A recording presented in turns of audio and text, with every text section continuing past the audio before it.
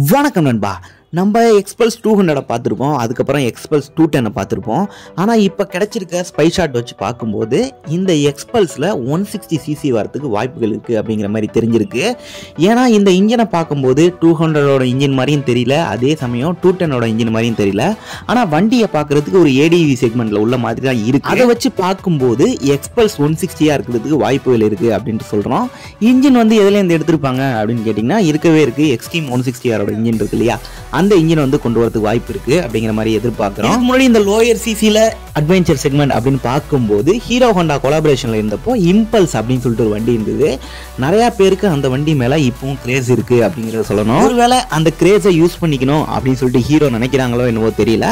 எப்படியோ போகட்டும். ஆனால் லோயர் சிசியில் ஒரு அட்வென்ச்சர் செக்மெண்ட் வந்தால் எவ்வளோ பேருக்கு பிடிக்கும் அப்படிங்கிறது எனக்கு தெரியல. இந்த எக்ஸ்பல்ஸை பொறுத்த வரைக்கும் ஒரு ஸ்மாலர் இன்ஜின் கெப்பாசிட்டியாக இருக்க போகுது, அதே மாதிரி காம்போனன்ட்ஸ்லாம் வந்து அஃபோர்டபுளாக இருக்க போகுது அப்படிங்கிற மாதிரி எதிர்பார்ப்பு இருக்குது. ஃப்ரண்ட்டில் வந்து 21 இன்ச்சுக்கான வீலும், ரியரில் வந்து 18 இன்ச்சுக்கான வீலும் வந்து வரப்போகுது.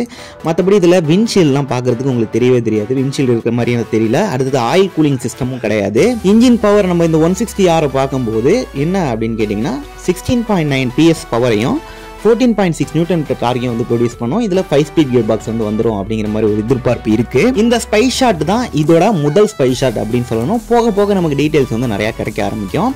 அந்த டீடைல்லாம் வரும்போது நம்ம ஒன்று அப்டேட் பண்ணலாம். மற்றபடி இந்த வீடியோ பிடிச்சா மறக்காம லைக் பண்ணுங்க. இது மாதிரி அடுத்த வீடியோவில் பார்க்கலாம்.